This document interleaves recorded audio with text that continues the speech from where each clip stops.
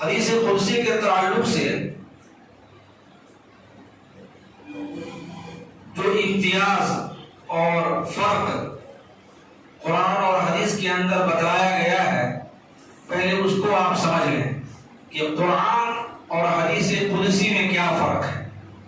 چونکہ حدیث قدسی کا مطلب یہ ہوتا ہے کہ جس حدیث کے تعلق سے اللہ کے نبی جناب محمد رسول اللہ صلی اللہ علیہ وسلم یہ کہیں کہ اللہ تعالیٰ فرماتا ہے، قرآن کو بھی تو اللہ تعالیٰ فرماتا ہے، لیکن اس حدیث کے تعلق سے اللہ کے نبی صلی اللہ علیہ وسلم یہ کہیں کہ اللہ تعالیٰ فرماتا ہے تو اس کو حدیث قدسی کہتے ہیں۔ اب قرآن کے اندر اور حدیث کے اندر کچھ فرق ہوتا ہے۔ جیسے قرآن کے اندر تحدی ہے، چیلنج ہے، حدیث قدسی کے اندر وہ تحدی اور چیلنج نہیں ہے۔ جیسے قرآن کے تعلق سے آتا ہے کہ اللہ تبارک و تعالیٰ نے ارشاد فرمایا قرآن مقدس کے اندر کہ اگر آپ کو کسی کو بھی اس قرآن کو منزل من اللہ ہونے میں شک ہے، فی ریب مما نزلنا علی عبدنا فأتوا بسورۃ من مثلہ، اگر اس قرآن کے تعلق سے آپ شک کرتے ہیں کہ یہ قرآن اللہ کی طرف سے نازل کیا ہوا نہیں ہے، تو اس کے مثل کوئی ایک سورہ لے آؤ، کوئی ایک ہی آیت لے آؤ۔ اکیلے نہیں کر سکتے ہو تو پوری جماعت مل کر کے کرو، پوری دنیا میں لے آؤ۔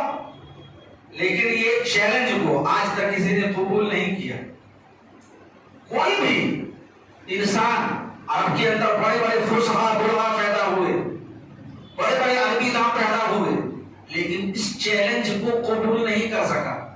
یہ چیلنج ابھی باقی ہے کہ قرآن کے مثل ایک آیت کو بھی نہیں کوئی آدمی پیش کر سکا۔ یہ تحدی، یہ چیلنج قرآن کے اندر ہے، حدیث قدسی کے اندر وہ چیلنج نہیں ہوتا ہے۔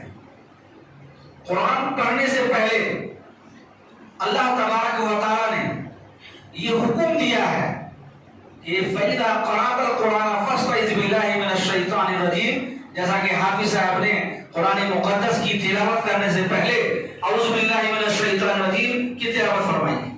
یہ اللہ کا حکم ہے کہ جب بھی آپ قرآن پڑھنے کے لیے بیٹھے ہیں تو اس سے پہلے آپ اعوذ باللہ من الشیطان الرجیم پڑھیں۔ یہ اللہ نے حکم دیا ہے، کیونکہ قرآن پڑھنے شیطان کبھی نہیں چاہتا ہے کہ بندہ قرآن پڑھے۔ اس کو معلوم ہے کہ بندہ جب قرآن پڑھے گا، قرآن کے معانی اور مفاہیم کو سمجھے گا، اس کی تشریحات کو سمجھے گا، قرآن ایک کھلا ہوا خط ہے پوری دنیا انسانیت کے نام، ھذا بلاغ للناس، اللہ تبارک و تعالیٰ نے کہا یہ کھلا ہوا خط ہے۔ جب آپ اس کو پڑھیں گے تو شیطان کا پور کھل جائے گا، شیطان کی حقیقت آپ کو معلوم ہو جائے گی۔ اس کو پتا ہے کہ جب بندہ حضرت انسان قرآن کو پڑھے گا تو یہ میرا پور کھول دے گا، میرا پور کھل جائے گا، اس لیے وہ کبھی نہیں چاہتا ہے کہ قرآن انسان پڑھے، اس لیے وہ قرآن سے دور رکھتا۔ لوگ کہتے ہیں نا کہ قرآن کو آپ نہیں سمجھ سکتے، کیا کہتے ہیں لوگ؟ قرآن کو نہیں سمجھ سکتے۔ قرآن کو سمجھنے کے لیے 18 علوم و فنون کی ضرورت ہے، یہ بڑے بڑے لوگ نہیں سمجھ سکتے ہیں۔ جبکہ مسئلہ یہ ہے کہ اللہ تبارک و تعالیٰ نے کہا کہ وَلَقَدْ يَسَّرْنَا الْقُرْآنَ لِلذِّكْرِ فَهَلْ مِن مُدَّكِرٍ، کہ اللہ تبارک و تعالیٰ نے قرآن کو سمجھنے کے لیے آسان بنایا۔ ہاں کہیں کہیں آپ کو نہیں سمجھ میں آئے گا تو اللہ تبارک و تعالیٰ نے ہی حکم دیا ہے کہ جہاں آپ کو نہیں سمجھ میں آتا ہے تو آپ علماء سے رجوع کریں۔ کیا کریں؟ آپ علماء سے رجوع کریں۔ قرآن کو آپ کو صرف کے سمجھ کے حساب سے سمجھنا ہے، جہاں آپ کو سمجھ میں نہیں آتا ہے تو علماء سے رجوع کر کے آپ کو سمجھنا ہے، سمجھنے کی کوشش کرنی ہے کہ اس آیت کے اندر، اس سورہ کے اندر اللہ کا پیغام کیا ہے۔ اس کو سمجھنا آپ کی ذمہ داری ہے۔ جہاں آپ کو سمجھ میں نہیں آتا ہے وہاں آپ علماء سے رجوع کر کے سمجھیے۔ تو یہ کھلا ہوا خط پوری دنیا انسانیت کے نام ہے، ہر ایک آدمی کو قرآن پڑھنا ہے اور سمجھنا ہے، لیکن شیطان آپ کو ورغلائے گا، شیطان آپ کو دھوکہ دے گا، شیطان آپ کو بہکائے گا کہ اس قرآن کو آپ نہیں سمجھ سکتے ہیں، اس لیے وہ قرآن سے آپ کو دور رکھے گا۔ یہ بہت بڑا المیہ ہے کہ آپ سینے پر ہاتھ رکھ کر کے کہیے کیا زندگی میں آپ الف لام میم سے لے کر کے سورہ فاتحہ سے لے کر کے ناس تک ترجمے سے قرآن پڑھے ہیں؟ حالانکہ یہ کھلا ہوا خط ہے، اگر کوئی سعودیہ سے عربی میں آپ کے نام لیٹر آ جائے نوکری کے لیے تو آپ فوراً جائیں گے عربی داں کے پاس کہ بھائی میرے نام یہ خط آیا ہے سعودیہ سے، مجھے کوئی نوکری ملی ہے، ایک ویزا آیا ہے، اس میں کیا لکھا ہوا ہے، ہمیں کیا کام کرنا ہے۔ آپ کو عربی نہیں آتی ہے لیکن عربی داں کے پاس آپ چلے جائیں گے اس کو سمجھنے کے لیے۔ یہ اللہ تبارک و تعالیٰ کی بھیجی ہوئی چٹھی ہے۔ کیا قرآن اللہ نے آپ کے نام خط بھیجا ہے؟ کب سمجھیے گا، کب پڑھیے گا؟ شیطان ہم کو اس سے دور رکھے ہوا ہے۔ شیطان کبھی نہیں چاہتا ہے کہ بندہ قرآن پڑھے، قرآن سے قریب ہو، قرآن سے نزدیک ہو، چونکہ آپ جب قرآن میں ڈوبیں گے، قرآن کا جب آپ مطالعہ کریں گے، اس کی تلاوت کریں گے، اس کے معنی اور مفاہیم کو سمجھیں گے، شیطان کا پھول کھل جائے گا۔ دین کیا ہے آپ کو معلوم ہو جائے گا، شریعت کیا ہے آپ کو معلوم ہو جائے گا۔ اس لیے شیطان نہیں چاہتا کہ آپ قرآن پڑھیں۔ اللہ تبارک و تعالیٰ نے اسی لیے حکم دیا کہ جب قرآن پڑھنے لگو تو اعوذ باللہ من الشیطان الرجیم پڑھو۔